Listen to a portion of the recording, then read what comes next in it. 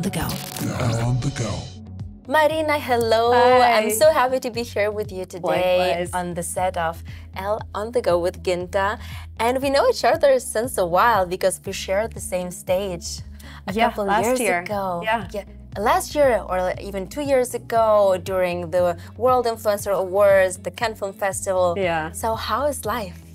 It's amazing. It's very different from Cannes because I live in San Francisco in Silicon Valley. So everything is tech, everything is startups, nothing is about dresses or dressing up. So this is the time for me during the year to just feel like a princess, to send pictures back to my kids back home, like showing them, oh, mommy's a princess, she's actually wearing dresses. My kids are like, oh, we're so happy.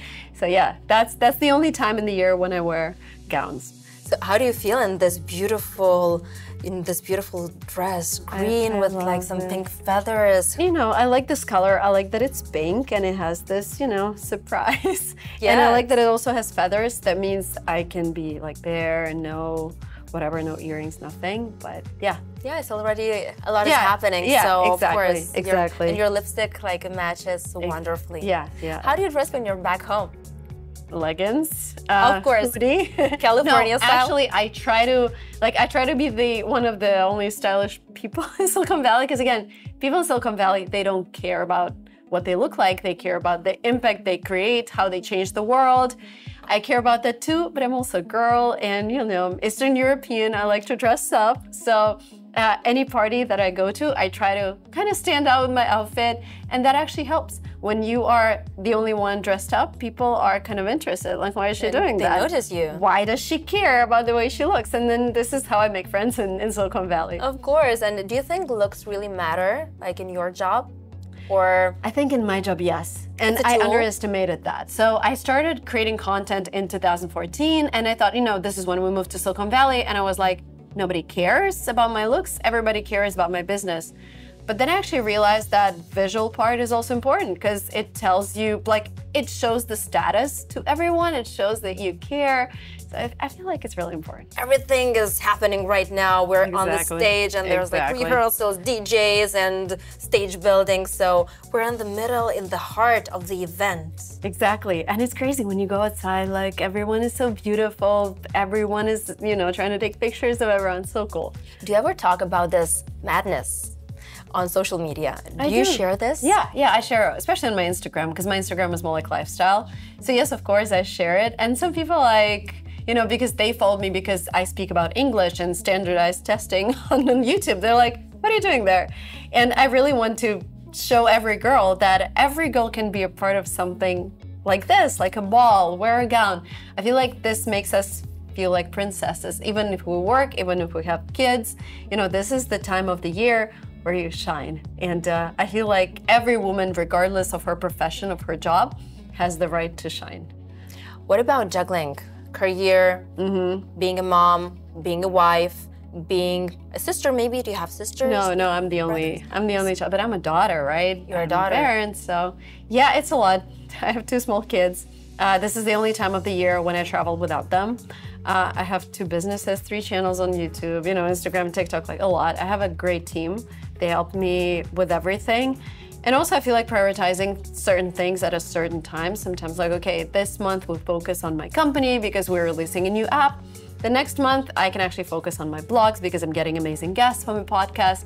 So I feel this actually gives me some peace of mind because sometimes, you know, you have problems at your work and you're like, oh, my life is over, you know, but then you have kids, you have this another thing. So switching between things is something that really works for me. For some people, it's like focus on one thing, Yes. make it huge. For me is let's have several companies, let's make several bets.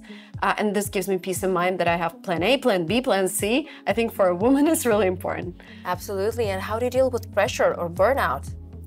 I try not to, well, I can't afford burning out. Of course. Because, you know, when there is so many things going on. But first of all, I try to take 4 to 6 weeks off every year, like completely switch off social media. I love that. 4 to 6 weeks. 4 to 6. Oh, This is you just put that in your calendar, like Yeah, like Time normally blocks. during summer when we travel with our kids, I just switch off my social media and I just enjoy being with them. Especially also if you're a creator, if you post that you're in this location, people start texting like, oh, let's meet, like all of your friends. You're like, no, no, no. Let's just, you know, switch up everything. 4 to 6 weeks, just me, my kids, my family, we travel, we explore.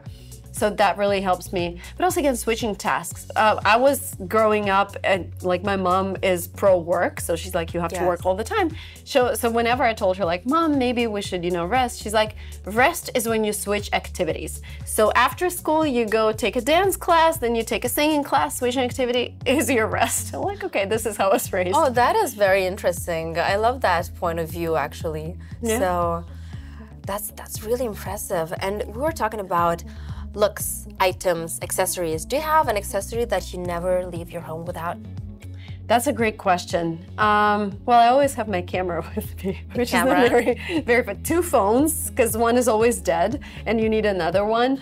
I recently got this phone case, Hailey Bieber's phone case. Oh yes, with a lip gloss, because the second item that I always have with me is a lip balm or something for my lips, because they're always dry. Oh, same. And I feel like this is really cool. Like her idea of having your lip gloss in your iPhone case, the best.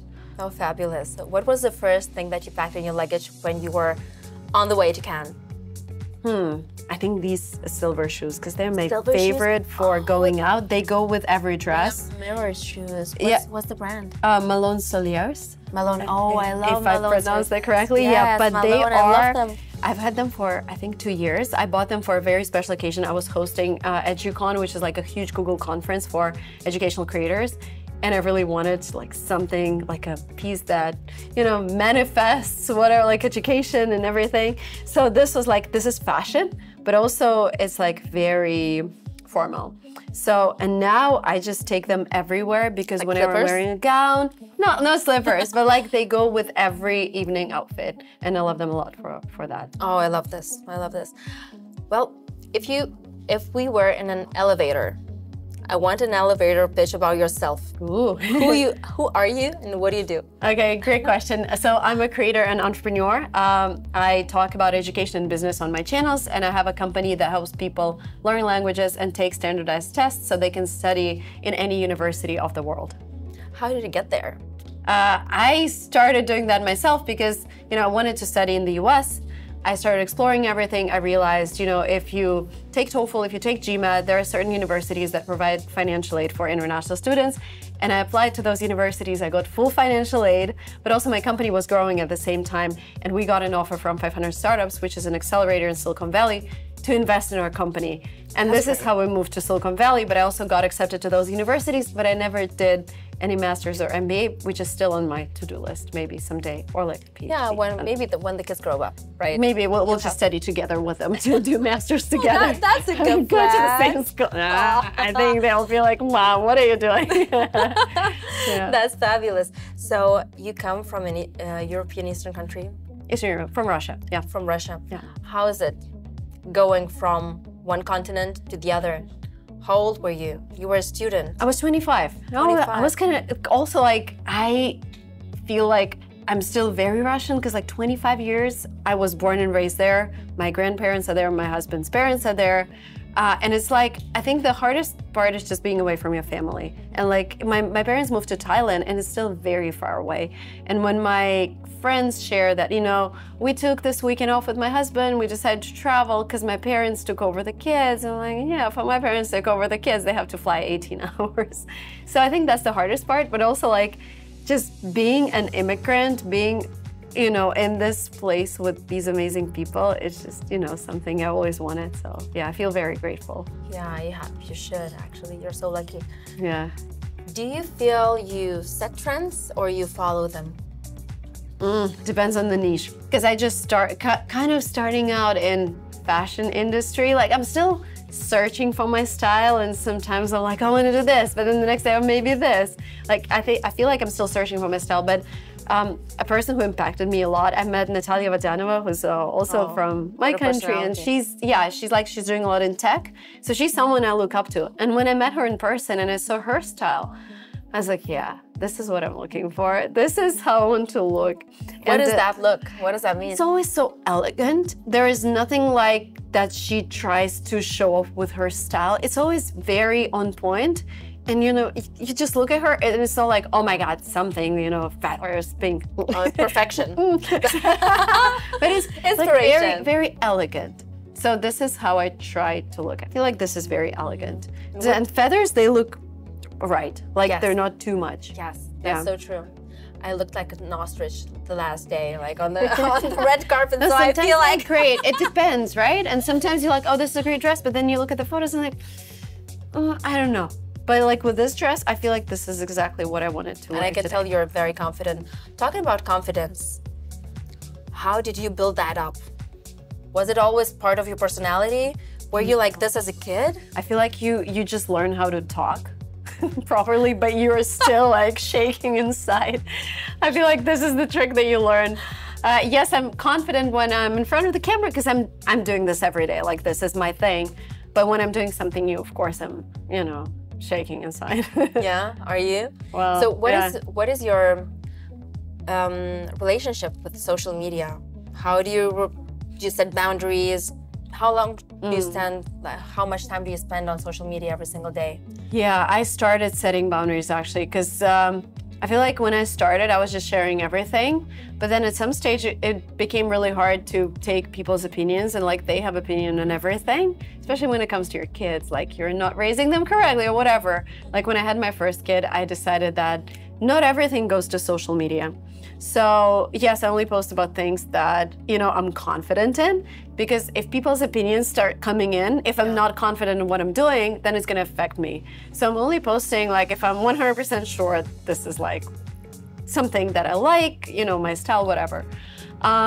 Yeah, I try to take days off. Saturday and Sunday are my days with kids, so I try to stay away from social media.